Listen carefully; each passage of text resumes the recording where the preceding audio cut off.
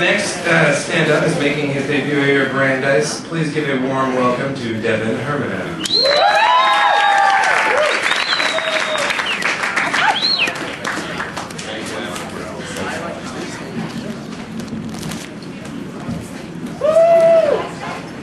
Hey everyone, how's it going?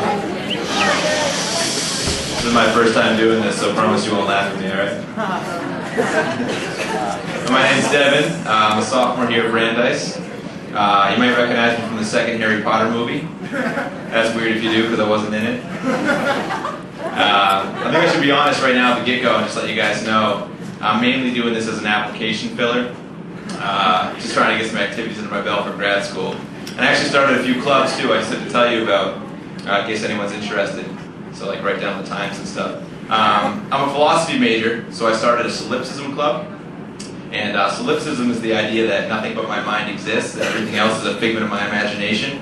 So I wanted to get a bunch of us together. We meet Tuesdays at 9, but I'll understand if no one can come, then it'll really be my fault. After all. I started another club. This one kind of came about as I was walking to class. I just get a little aggravated at the gauntlet of pet causes I had to walk through every day. Everyone here seems to have one. I think there's a club starting up right now actually that's raising awareness for all the clubs that are raising awareness here on campus. And I got a little fed up, so I've started a club called Students Against Activism. And we meet Thursdays at 9. Thanks. I don't know. I didn't hear what you said, but I appreciate it. Speaking of the gauntlet of pet causes, what's with the techno Shabbat candle party rave outside of Uzan every Friday? Did we accidentally buy like a shit ton of Shabbat candles we just gotta get rid of like immediately? Maybe if we sell those we could actually make some money towards the deficit or something, I don't know. Why do they have to hand them out so militantly? Couldn't they like put them on a table all the time that just says free Shabbat candles? So they think someone's gonna come up and be like, wow, those are really nice Shabbat candles. I mean, there's no way they're free. I mean, maybe if someone was hucking them at me to the beat of a European music festival soundtrack on my way to philosophy class, then I'd buy it, but, well, I wouldn't, because it would be, alright, I just made that up. The last club I started is a little bit original. It's called the Irony Club. And we meet Sundays from 9 to 11. And the only rule is you can't do or say anything ironic. But unfortunately, that was a little bit ironic in itself, so it was a paradox. So we changed the name to the Paradoxical Club, thinking that would fix everything. But then it wasn't a paradox anymore, which I thought was a little ironic. I'm not even nervous right now, and I'm still picturing a couple of you in your underwear. That's creepy, I'm just playing. But it's a segue, because I wanted to talk about, there's all this talk on campus all the time about like the hotness level of the girls here. And I don't want to get into that, that'd just be dumb. But what I do get a kick out of is the guys that come up to me here and talk to me about it. They're always the kind of guy who need an excuse why they can't get any loving. You know, the guy's like 70 pounds. He's got a shirt on that says I'm kind of a big deal in Hebrew. And it's a Friday night and he's on his way to Hannaford because he's out of Nutella. And he's coming up to me like, dude, I just can't work with the girls here. I'm like, yeah, that's your problem, man. Anyway. Girls. I was in a long relationship for 2 years recently. Actually, I was only in a long relationship for like the last fourth of it. I was in a pretty short relationship at the beginning, but I'm an eligible bachelor now. And, you know, considering I should have waited for that, I guess. I should have known. Considering the only prerequisite to being a bachelor is that you're not in a relationship, I'll admit the eligibility portion isn't too impressive, and maybe even a little bit redundant, but there you have it. But the reason I'm talking about long relationships is because I had an idea recently. This is less a joke, more just a cool idea for anybody who wants to do it. If you're in a long relationship and you want to spice things up a little bit, basically what you do is you make a CD for while you're making love. And you start it off with something really sexy, your go-to, you know, maybe some Marvin Gaye, something like that. And then you work your way towards something awful, polka music, you know, whatever you can think of. And you just throw some Nickelback in the middle, you know, go crazy, yeah? And, you know, you want to see how long you can go before, you know, the other person's like, what the hell is this, you know? it's a good measure, honest way to see how well you're doing. Also, if you want to compare, you can give it to a friend, see how they do. Though if you're a psychology major, I should mention your friend will have to sleep with your boyfriend or girlfriend. Otherwise, you're introducing two independent variables, and it won't be better at all. Just FYI. I also have a couple quick pieces of advice for anyone who's single right now. They say that before you go grocery shopping, you should eat. That way you're not hungry, so you don't, then you'll come back with a bunch of stuff you don't want just because you're hungry. By association, before you go clubbing or to a bar, if you can, I just suggest whacking off.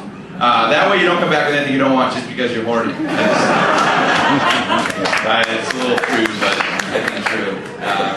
And if you do bring someone home, just by experience, the terrible safe word is, oh yeah, just like that. It's completely ineffective.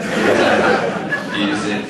Speaking of being bad at segues, this last joke I want to tell, this is the last one right here. Have you ever noticed that whenever someone says to you, it's the last person you'd expect, it's always like the 8th person? And I always end up looking like a jackass. Like the other day I was talking to this girl, and she was like, guess who I hooked up with last night? You'll never believe, it's the last person you expect.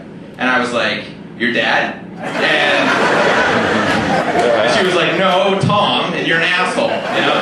But really, I mean, she just needed to be more clear. All right, thanks, that's my time, guys.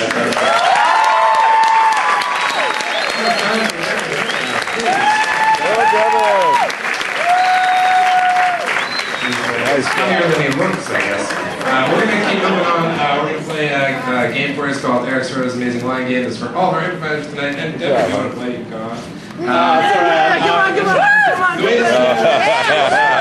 Get a suggestion from you guys of a noun, like perhaps tire, and then we will come up with a series of dating puns about it. Like, I once dated a tire. It was a very good year. Only they'll hopefully actually be fun. I'm not taking anything yet. Calm down. Now I'm not taking any of your suggestions. Seriously, we do need a word. Laser. Nothing more. Laser is first. He did really awesome. Barker Lounger. I once dated a laser in, was it like 1930 Chicago? And my friend Al Capone said to me, well buddy, you date so you laser. I once dated a laser and he kept trying to cover my eye and telling me it was LASIK surgery. I once dated a laser, but I only talk about her during line games.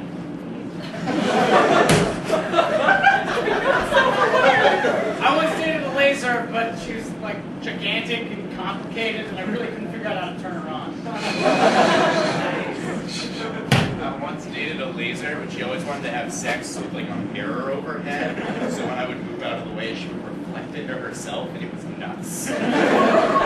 I once dated a laser, and no matter how long I worked with her, I could not hit Mark Hamill with her. I once dated a laser, but she was always in some other guy's hands, and he kept shooting me in the chest, and I would go, pew, pew, pew, pew. I once dated a laser, and when we were going out talking, once she got started, she would just go on forever. Hey, all right, good word. Snowblower. I heard snowblower. I once dated a snow blower. I once dated a snowblower in 1930 Chicago. My friend outside said to me, well buddy, you date so you snowblow her. I once dated a snowblower. She asked me if she could mow my lawn, and I was like, sure, honey, whatever you want. Then I put her on, and she just like tore it all up. That's not what she needed. I once dated a snowblower, but I had to break up with her because I like my girls to have full-time jobs.